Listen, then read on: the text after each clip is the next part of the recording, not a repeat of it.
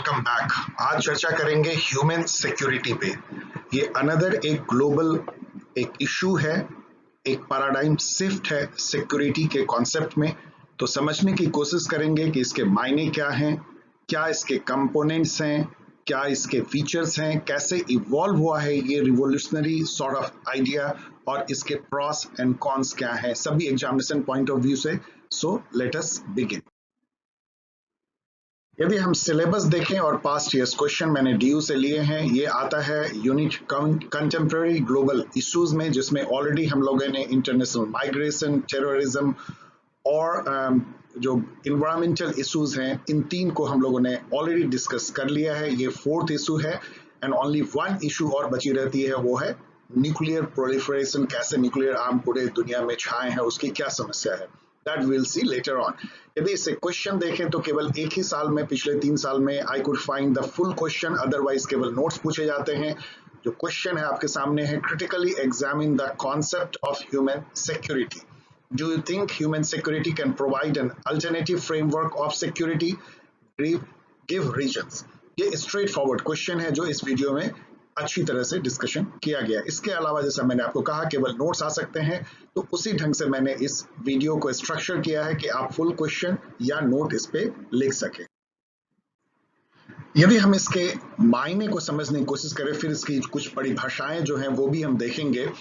The concept of human security represents A departure from traditional notion of security which focuses on security of the state, जिसको national security कहते हैं। Military से, army से आप अपने border को करते हैं, एक नेशन अपने को सिक्योर रखता है, अपनी टेरिटोरियल इंटीग्रिटी और सोवरेनिटी को बनाए रखता है। That is traditional notion of security. ये इससे अलग हटके है।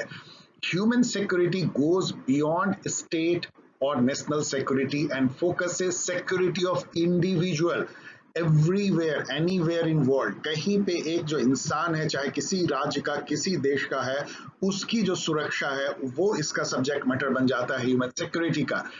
And it's and goal is the protection of people from traditional, that is military or war or violence, and non-traditional threats such as poverty, hunger, disease, malnutrition or environmental degradation, and many other kind of non-military or non-war kind of or non-life threatening kind of या physical threat, उससे हट करके जो non-physical threat हैं उस पर भी focus ये करता है। Core theme of human security is that securing state is not same as securing individual। आपने किसी स्टेट की सुरक्षा कर ली, आपने उसके बॉर्डर को प्रोटेक्ट कर लिया, तो उससे उसके अंदर रहने वाले लोग सुरक्षित हो जाएंगे, ऐसा नहीं है। ये इसका कोर थीम है। And military threat is only one of the multiple threats to individuals and which need collaboration of multiple actors including states। दूसरा इसका कोर थीम ये है कि केवल एक जो है मिलिट्री थ्रेट या फिजिकल थ्रेट या वायलेंस का थ्रेट जो इंडिविजुअल को नहीं है, मल्टीपल काइंड ऑफ थ्रेट्स आपने देखा, पोवर्टी, हंगर, डिजीज, इस टाइप के threat, socio economic other threats जो होते हैं, डिग्निटी के साथ जीने का भी एक जो थ्रेट होता है, ह्यूमन राइट्स की थ्रेट है, वो सब को जो है मिला करके ह्यूमन सिक्योरिटी कॉन्सेप्ट बनता है। बहुत नैरो कॉन्सेप्ट नहीं है, और इसमें केवल स्टेट की जिम्मेदारी नहीं है कि वही अपने लोगों को इस तरह की सुरक्षा दे सकता है जिसकी बात ह्यूमन सिक्योरिटी कहता है। उसके लिए सभी एक्टर्स जो इंटरनेशनल लेवल पे हैं, चाहे वो ग्लोबल ऑर्गेनाइजेशन हो, यूनाइटेड नेशन जैसे, या इंटरनेशनल एनजीओज हो, सिविल सोसाइटी हो, नेशन स्टेट हो और प्राइवेट सेक्टर हो, एमएनसीज हो, सभी को मिल करके इसको आगे आना होगा और कोलैबोरेटिव वे में इंश्योर करना पड़ेगा कि इस तरह की ह्यूमन सिक्योरिटी जिसकी बात अभी हमने की वो इंश्योर वर्ल्ड में हो, और इससे जो है इंटरनेशनल पीस और ट्रैंक्विलिटी और इंटरनेशनल सिक्योरिटी या ग्लोबल सिक्योरिटी मेंटेन रहे। So, human security entered into the policy and academic debate in the early 1990s. Human Development Report of United Nations in 1994 was the crucial milestone। इसकी शुरुआत हम लोग देखेंगे evolution में, लेकिन जो 1994 में जो HDR आई, ह्यूमन डेवलपमेंट रिपोर्ट आई, वो एक माइलस्टोन था जिसमें यूनाइटेड नेशन ने पहली बार इस कॉन्सेप्ट को डेलिनिएट किया। उसके पहले करीब 10 साल तक इस पर चर्चा होती थी, लेकिन ह्यूमन सिक्योरिटी क्या है इसका एक तरह का डेफिनेशन दिया जो हम लोग आगे देखेंगे। अब यदि हम देखें इसकी कुछ परिभाषाएं, डेफिनेशन, सो सबसे पहले से मैंने आपको बोला यूएनडीपी का ह्यूमन डेवलपमेंट रिपोर्ट क्या कहता है इसके बारे में, जहां से इस पूरे डिबेट की शुरुआत। ह्यूमन सिक्योरिटी मीन्स फर्स्ट, दो चीज वो कहते हैं, safety from chronic threats, chronic मतलब जो लंबा लाइफ लॉन्ग चलता है, chronic threats such as hunger, disease, poverty भी रख सकते हैं, एंड रिप्रेशन जो दबाया जाता है हर तरह से, पॉलिटिकल रिप्रेशन हो चाहे मिलिट्री रिप्रेशन हो, and second as the protection from sudden and harmful disruption in the pattern of daily life, जो आपका डेली रूटीन है वो अचानक किसी चीज से पूरी तरह से तबाह हो जाए, बदल जाए, whether in homes, in jobs और इन कम्युनिटीज। जैसे इसका एक एग्जाम्पल अभी लीजिए, अभी हम लोगों के सामने जो है कोरोना वायरस, पूरे एक पैंडेमिक जो पूरी दुनिया में फैला, इंडिया में भी आई, लॉकडाउन किया हमने। अब देखिए क्या है, ह्यूमन सिक्योरिटी कितना कॉम्प्लेक्स इशू बन जाता है। एक तो हमने ह्यूमन के सिक्योरिटी के लिए स्टेट ने, जो हमारा नेशन स्टेट है, गवर्नमेंट, उसने डिसाइड किया लॉकडाउन, तो वो ह्यूमन सिक्योरिटी, ह्यूमन को सिक्योर करने के लिए किया, लेकिन उससे हुआ क्या, जो लाखों लाखों लोग जो दिहाड़ी मजदूर थे, जो लैंडलेस लेबर थे, जिनको कोई काम नहीं था, माइग्रेंट लेबरर्स थे, वो फंस गए। अब उनकी लाइवलीहुड की हो गई, उनको खाना नहीं मिल रहा है, वो भूखों हैं और वो रोड पे निकल आते हैं, बिलबिलाते हैं, कई लोग जो है मीलों चल के मर जाते हैं। ये अलग एक डायमेंशन जो है, हंगर, पोवर्टी, लाइवलीहुड छीन जाने का, और उनको जो फिजिकल जो थ्रेट हो गया अपने जीवन और अपने जीवन यापन पे, वो एक अलग थ्रेट है। तो ये लॉकडाउन ने एक थ्रेट पैदा किया, जबकि एक थ्रेट जो थी उनको एक पैंडेमिक से बचाने का, उसको बचाने के लिए। तो कैसे हर तरह का जो ह्यूमन सिक्योरिटी कंपोनेंट है वो इंटरमिंगल हो जाते हैं, एक कैसे दूसरे से मिला जुला है और इंडिपेंडेंट भी है, और सब मिल करके कैसे ह्यूमन सिक्योरिटी को थ्रेट करते हैं, ये एक एग्जांपल है जो कि यूएनडीपी ने 1994 में स्टार्ट किया, इस कॉन्सेप्ट को एक तरह से वर्ल्ड फोरम पे लाने का। सेकंड डेफिनेशन देखिए, the objective of human, sorry यहाँ पे ये है, objective of human security is to safeguard the vital core of all human lives in way that enhances human freedom and human fulfilment. अब यहाँ दो वर्ड इस definition में, ये UN commission of on human security जो 2003 में बनी थी, यूनाइटेड नेशन कमीशन, एचएस पे उसका है, ये कहती है कि इस तरह से हम ह्यूमन के वाइटल कोर को, ह्यूमन लाइफ के वाइटल कोर को बनाए रखें, जिसमें कि उनको पूरी तरह से पूरा फ्रीडम मिले, मैक्सिमम फ्रीडम, और उनका लाइफ फुलफिल्ड हो, मतलब एक वेल बीइंग उसकी मेंटेन करें। इसमें socio economic political well being आ जाती है। देन थर्ड डेफिनेशन देखिए, human security as the preservation and protection of life and dignity of human anywhere in world by ensuring freedom from fear and freedom from want। तो ये एक जो है important concept है, जिसको आगे हम लोग चर्चा करेंगे। यूनाइटेड नेशन ने भी इसको दिया था, वहीं से लिया गया है। वैसे ये जापान के फॉरेन मिनिस्ट्री के हवाले से है कि कैसे जो है ह्यूमन सिक्योरिटी के दो वाइटल डायमेंशन बन जाते हैं। अब तो उसमें तीसरा डायमेंशन भी जोड़ दिया गया है, that is freedom from fear and freedom from want. इसके मायने क्या है और क्या डिफरेंस है, हम लोग आगे देखेंगे। Human security can no longer be understood in military terms. Definitely, ये एक अलग definition है जो कोफी अन्नान ने कहा था. Rather, it must encompass economic development, social justice, environmental protection, democratization, disarmament, and respect for human rights and rule of law. Moreover, these pillars, जो इतना भी तो हमने डिस्कस किया, ये pillars आर इंटर रिलेटेड। हम लोगों ने देखा कैसे कोरोना वायरस के केस में ये इंटर रिलेटेड होता है। Progress in one area generates progress in other.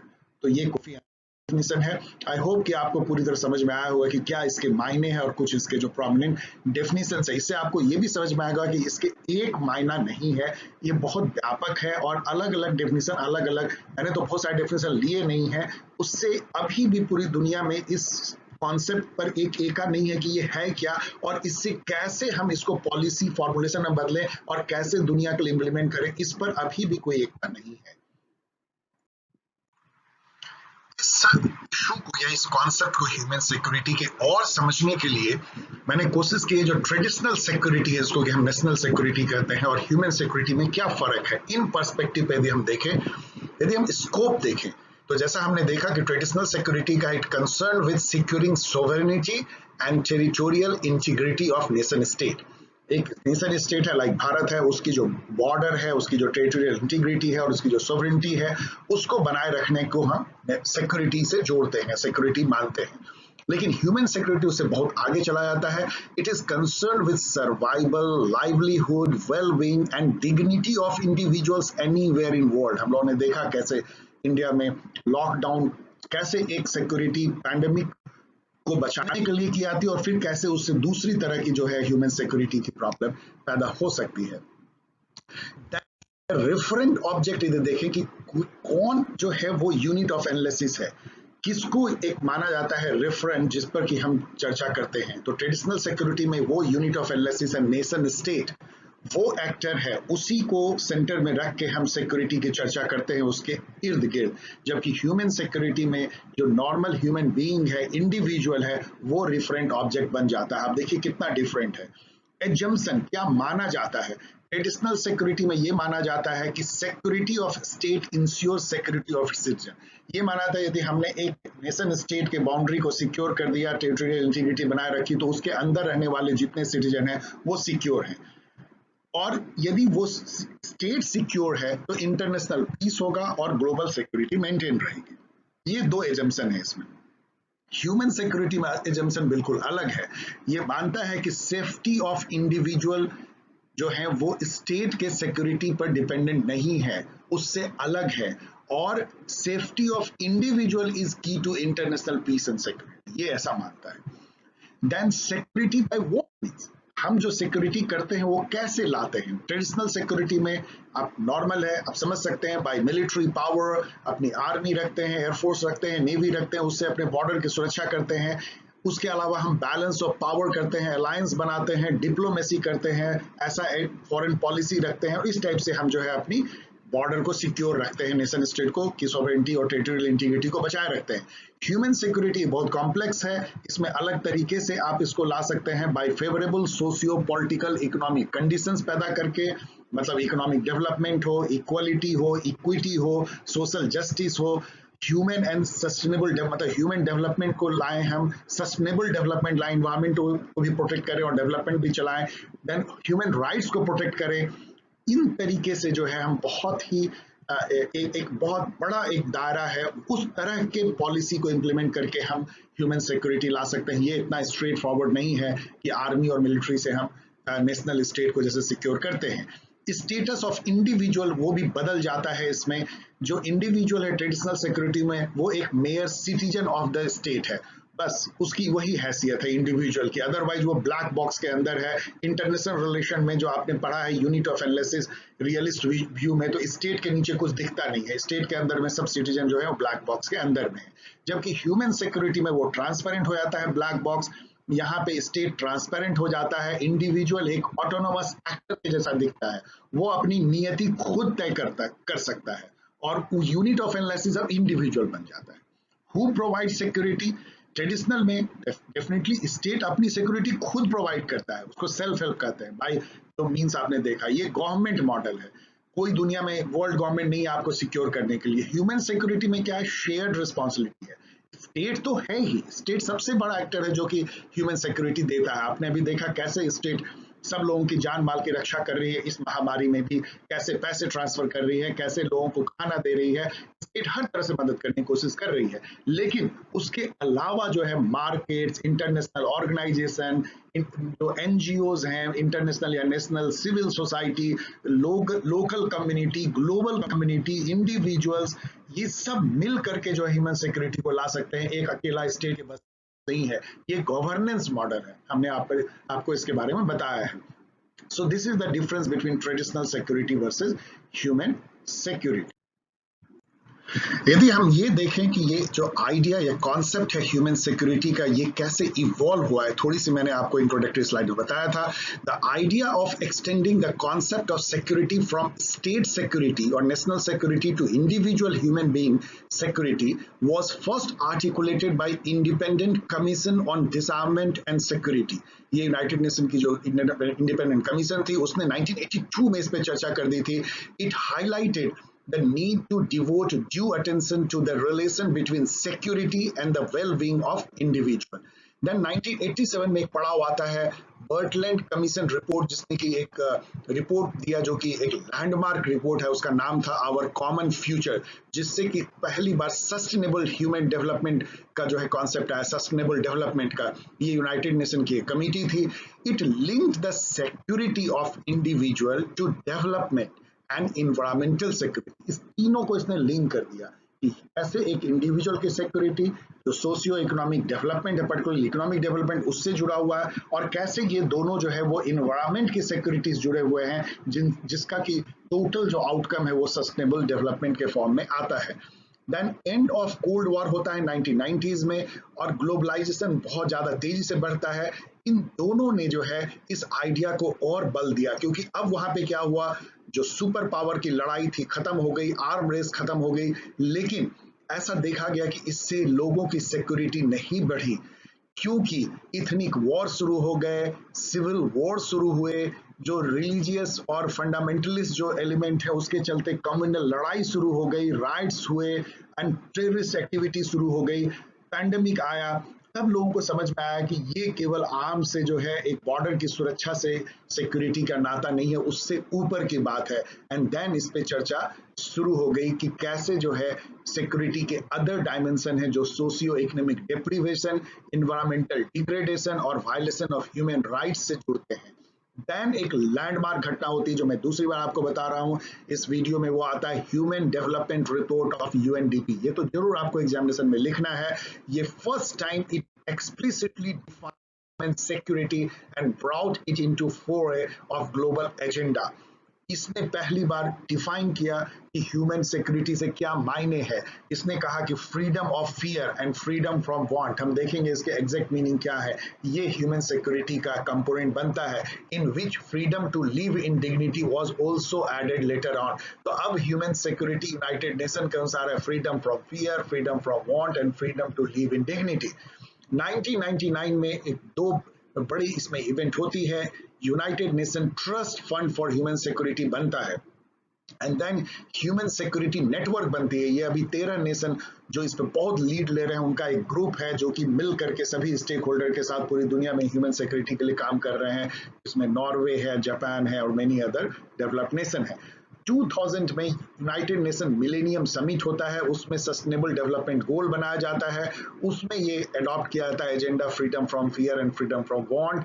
2001 में United nation commission on human security बनती है, और जो एसडीजी होता है एजेंडा फॉर सस्टेनेबल डेवलपमेंट, उसमें ह्यूमन सिक्योरिटी को एज ए गोल इंक्लूड किया जाता है। यदि आप एसडीजी पढ़ेंगे तो उसमें कई उसके एसडीजी जो है वो freedom from hunger, poverty and इस टाइप की जो जितनी ह्यूमन सिक्योरिटी से रिलेटेड है वो सब उसमें इंक्लूडेड है। 2004 में आती है human security unit HSU, place human security in the mainstream of united nation activity.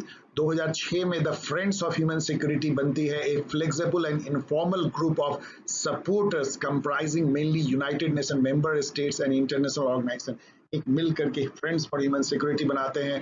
2012 में United nation general assembly adopted by consensus a resolution in which member states agreed on a common understanding on human security। इसके पहले इतनी debate हुई कि इसके क्या मायने हैं, क्या हम बहुत ज्यादा आगे इसको वेग तो नहीं बना रहे हैं, क्या सब कुछ इसमें इंक्लूड कर रहे हैं, freedom from fear, freedom from want and to live in dignity, तो ये क्या एक ऐसा एमॉर्फस एक नॉर्मेटिव कॉन्सेप्ट बन जाता है, इसका कोई मायने ही नहीं है। इन सब को लेकर के सालों साल चर्चा हुई, 2012 में अपनाया गया, जिसको डेफिनेशन हम लोगों ने पहले स्लाइड में देखा।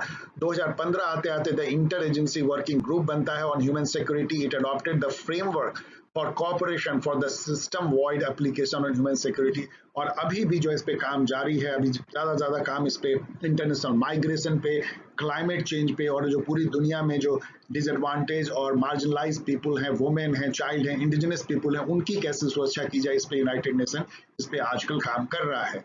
सो this is the way this idea of human security evolve through the 90s and then up to this point. जैसा मैंने अभी तक कई बार आपको बता दिया कि 3 डायमेंशंस हैं ह्यूमन सिक्योरिटी के, यूनाइटेड नेशन ने जो परिभाषा दी उससे निकल के आता है। पहला है फ्रीडम फ्रॉम फियर, दूसरा है freedom from wants and freedom to live in dignity. इसके मायने क्या है?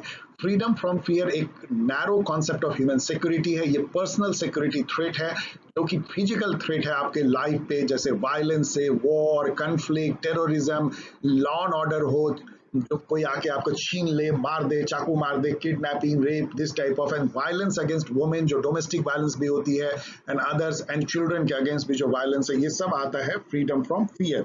यदि आपको इन सब का भय है कि आपको फिजिकली कोई थ्रेट है इन सब कारणों से, तो वो जो है आपके ह्यूमन सिक्योरिटी को इम्पिंज करती है, वो रोकती है। तो it is a physical threat to life, property and peace generally. Then freedom from want एक जो है broader concept of human security, इसका दायरा बहुत बढ़ा देता है। ये है सोशियो इकोनॉमिक थ्रेट, जैसे लाइवलीहुड की थ्रेट कि आपका लाइवलीहुड छीन जाए, आपको सालों साल पॉवर्टी है, आप डेट में दबे हुए हैं, हंगर है, भूख है, आपको फूड नहीं मिल रहा है, डिजीज है जो आपको जीने नहीं देता, एक जिसको बोलते हैं एक डिग्निफाइड लाइफ आपकी नहीं हो पाती है, पॉल्यूशन है, इन्वायरमेंटल डिग्रेडेशन है, this all are freedom from want. यदि ये नहीं हो तो आप एक फुलफिल्ड लाइफ जी सकते हैं। देन थर्ड है freedom to live in dignity, इसमें आता है कि आपको सिक्योर किया जाते हैं ह्यूमन राइट्स, हर तरह का फ्रीडम और सिविल एंड पॉलिटिकल राइट्स भी आपको मिलते हैं कि आप एक अपने को एक पॉलिटिकल इंटिटी के तौर पे आपके पास चॉइस है, वॉइस है, और आप पार्टिसिपेट करते हैं अपने फेट को पॉलिटिकल डिसीजन मेकिंग में। तो ये सारा जो तीनों इसके पिलर्स आप कह सकते हैं ह्यूमन सिक्योरिटी के।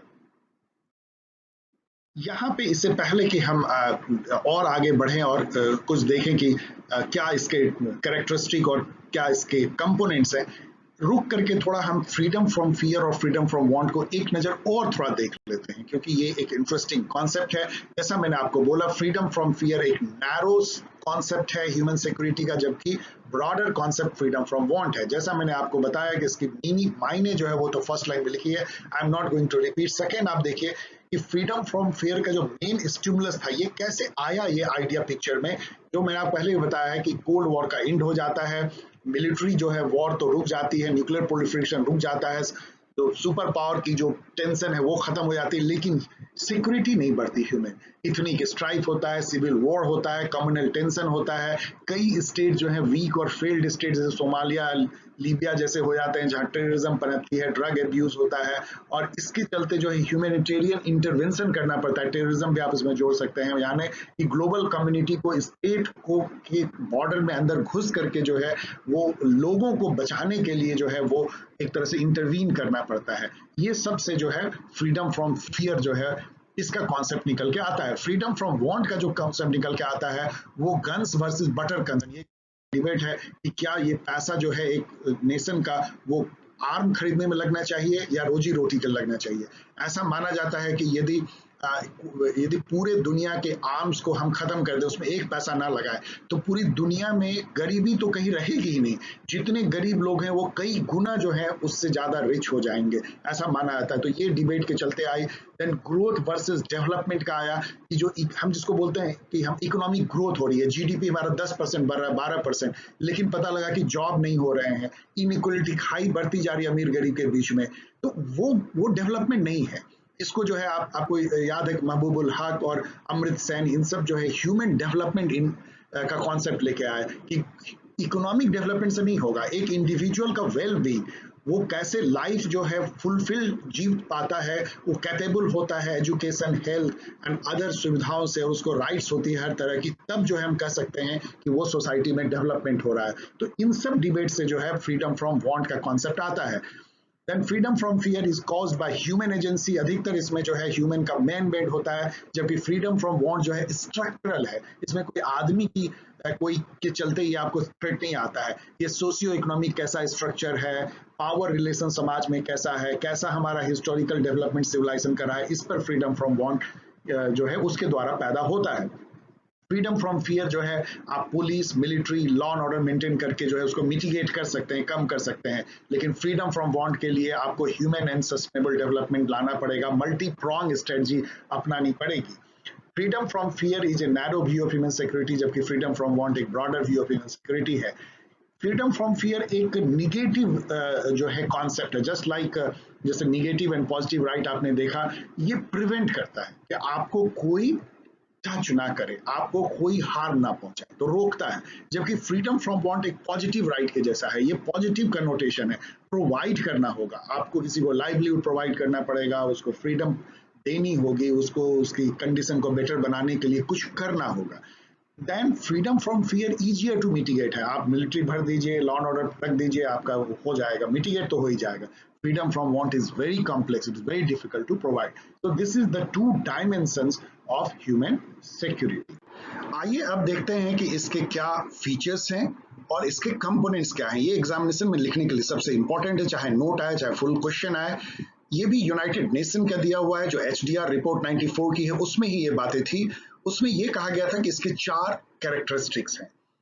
ह्यूमन सिक्योरिटी यूनिवर्सल है, मतलब दुनिया में कहीं कोई ह्यूमन बीइंग है, किसी राज्य, किसी प्रदेश, किसी देश में, तो उस पर यह लागू होता है। इट्स कंपोनेंट आर इंटरडिपेंडेंट, जो अभी आप आगे देखेंगे कंपोनेंट, ये सब एक दूसरे से जुड़े हुए हैं। मैंने आपको एक कोरोना वायरस और लॉकडाउन और कैसे लोगों को जो उससे जो समस्याएं हुई है वो कैसे सब जुड़ी उड़ी हुई हैं, वो मैंने आपको बताया, कैसे इंटरमिंगल्ड है एक कंपोनेंट दूसरे से। तीसरा है कि it is best insured through prevention, मतलब इसको इसको आप रोक लें तो अच्छा है, एक बार यदि हो जाती है तो फिर इसको रिवर्ट करना पॉसिबल नहीं है, मतलब prevention is better than the cure. And it is people centre, ये स्टेट सेंट्रिक नहीं है, ये नेशन सेंट्रिक नहीं है, इसका यूनिट ऑफ एनालिसिस रेफरेंट जो ऑब्जेक्ट है वो इंडिविजुअल है, तो ये पीपल सेंटर्ड है, उसकी तरफ से बॉटम अप कॉन्सेप्ट है, उसकी सोच जो है इसकी नीचे से आती है। अब इसके 7 कंपोनेंट यूनाइटेड नेशन ने बताए हैं, ये बहुत ऑब्वियस है। पहला है इकोनॉमिक सिक्योरिटी, इसमें आता है लाइवलीहुड, मतलब कि रोजगार, poverty, education, health, economic wellbeing, ये सब इसमें आता है। सॉरी, इसमें हेल्थ जो अलग कर दिया गया है, लेकिन इकोनॉमिक में livelihood, poverty, education, economic wellbeing आती है। फूड सिक्योरिटी जो है वो बहुत इंपॉर्टेंट है, इसमें हंगर है, माल न्यूट्रिशन है, फेमाइन भी आती है, जो इसका थ्रेट है, एक्सेस एंड अफोर्डेबिलिटी की इशू आती है, मतलब आपके सामने फूड है लेकिन आपके पास पैसे नहीं है, तब भी आपको जो है फिजिकल एक्सेसिबिलिटी कवर नहीं होगा, इकोनॉमिक एक्सेसिबिलिटी चाहिए। फिर फूड का क्वालिटी भी ऐसा चाहिए कि आपको न्यूट्रिशन मिल सके, आप हेल्दी रह सके। देन हेल्थ सिक्योरिटी बहुत बड़ी इशू है, जो इसमें इंजरी आती है, लोग एक्सीडेंट से मर जाते हैं, डिजीज होती है, उसको नहीं लोग नहीं उसके लिए कोई इंश्योरेंस है या कोई अस्पताल नहीं है, लोग बिना जाए मर जाते हैं। Universal access to health care, तो ये जो है हेल्थ सिक्योरिटी है का इशू है। दैन इन्वायरमेंटल सिक्योरिटी एक तरह सबसे बड़ा सिक्योरिटी बन के आया है। अभी जो पैंडेमिक हुआ है कोरोना वायरस, उसको भी लोग जो है लॉस ऑफ बायोडाइवर्सिटी और इकोलॉजिकल डिग्रेडेशन से जोड़ के देखते हैं, तो उसके चलते जो है पॉल्यूशन हुई है, क्लाइमेट चेंज हुआ है, उससे अलग अलग तरह की समस्याएं आती हैं, जिसमें से एक जो है इस तरह के पैंडेमिक भी है। रिसोर्स डिप्लीशन हुआ है, एनर्जी सिक्योरिटी घटी है, इकोलॉजिकल डिग्रेडेशन हुआ है, डिफॉरेस्टेशन, डिजर्टिफिकेशन एंड सैलिनाइजेशन हुआ है कि वाटर जो है, जो फ्रेश वाटर है वो आपका सलाइन में बदल जाता है, चाहे सी घुस जाए, चाहे इवेपोरेट हो जाए, चाहे डिफॉरेस्टेशन के चलते। नेचुरल हजार्ड्स हो रहे हैं, साइक्लोन की गति बढ़ती जा रही है, अधिक से अधिक साइक्लोन आ रहे हैं और डिसास्टर जो है वो बढ़ता जा रहा है। तो ये जो इन्वायरमेंटल सिक्योरिटी है, ये बहुत बड़ा थ्रेट है। हजारों हजार लाखों करोड़ों लोग जो हैं, खास करके जो पुअर हैं, मार्जिनलाइज है, वो ज्यादा इसके चपेट में आते हैं। उनकी सिक्योरिटी, उनकी फिजिकल सिक्योरिटी भी और इकोनॉमिक सिक्योरिटी भी सब जुड़ जाती है एनवायरमेंटल सिक्योरिटी से। देन पर्सनल सिक्योरिटी, जो फ्रीडम फॉर फियर में भी आपने देखा, जो कि वायलेंस है, war, conflict, military police action, terrorism, law and order, domestic violence, child abuse, drug abuse, even xenophobia जो वर्ल्ड में बढ़ रही है डिफरेंट कारण से, वो सब भी पर्सनल सिक्योरिटी को हार्म करती है। कम्युनिटी सिक्योरिटी एक बहुत नोबल आइडिया है। आपको याद रखना चाहिए कि ह्यूमन सिक्योरिटी में केवल एक इंडिविजुअल ही नहीं है, जिस कम्युनिटी का वो पार्ट है उसकी भी इंटीग्रिटी बनाए रखना, उसकी आइडेंटिटी बनाए रखना, उसके कल्चर को अक्षुण्ण रखना, मतलब प्रिजर्व रखना, जिससे कि एक ह्यूमन फील करे कि वो एक कम्युनिटी का पार्ट है, वो भी ह्यूमन सिक्योरिटी का एक कंपोनेंट है।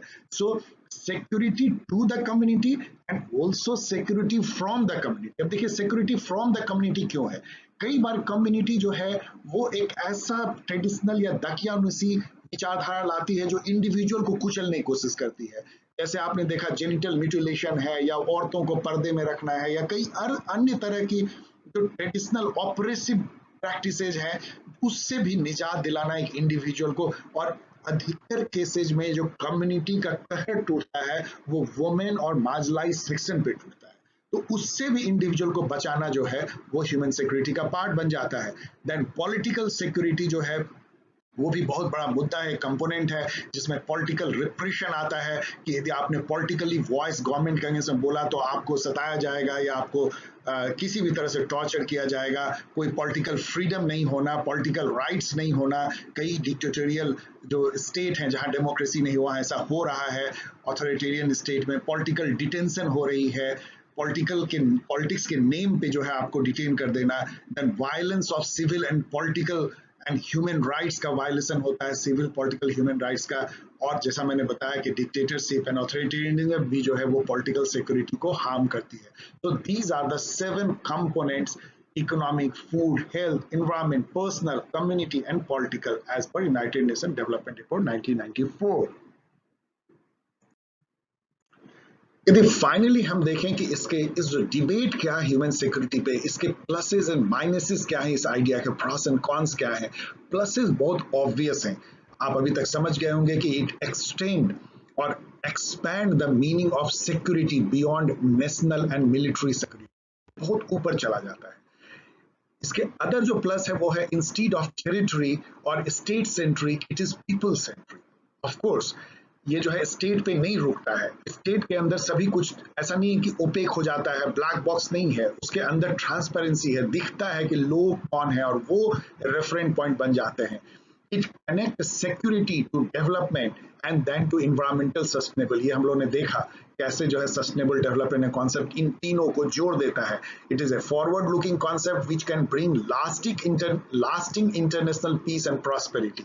एक्चुअल पीस एंड प्रॉस्पेरिटी तब आएगा जब सभी इंडिविजुअल वर्ल्ड में सिक्योर हों, इस मायने में जो हम लोगों ने चर्चा किया, मतलब freedom from fear, freedom from want and live life of dignity. Post colonial, post modernist and post globalisation approach to security है। ये वो अप्रोच नहीं है कि आपने बस मिलिट्री रख दिया और सिक्योरिटी हो जाएगी, स्टेट को सिक्योर कर दिया तो उसके सिटीजन सिक्योर हो जाएंगे, ये नहीं है। Bring all stake holders together in international relation, truly it is multi-actor, multi-dimensional and collaborative approach है ये।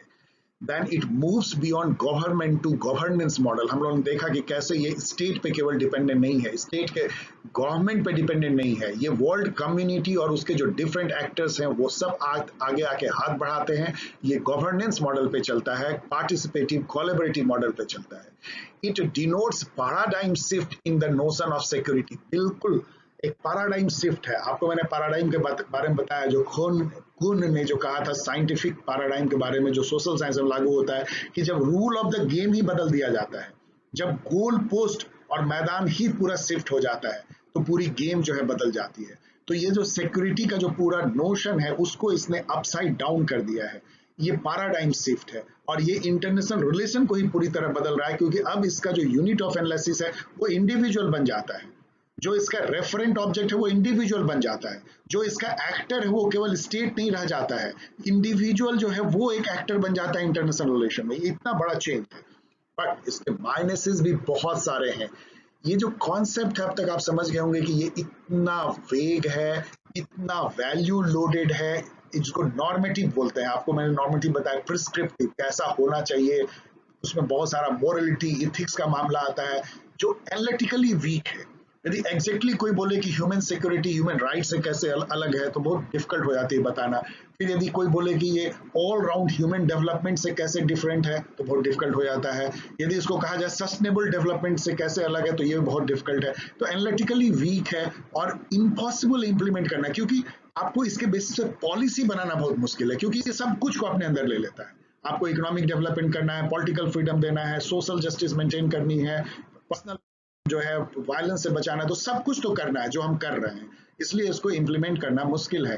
The concept of HS is far broad to be useful in policy making. ये बहुत ज्यादा जो है ब्रॉड हो जाता है पॉलिसी मेकिंग में, इससे हेल्प नहीं मिलती है, because well etched out concept नहीं है। इवन ह्यूमन राइट जितना वेल डिफाइंड उतना भी ये नहीं है।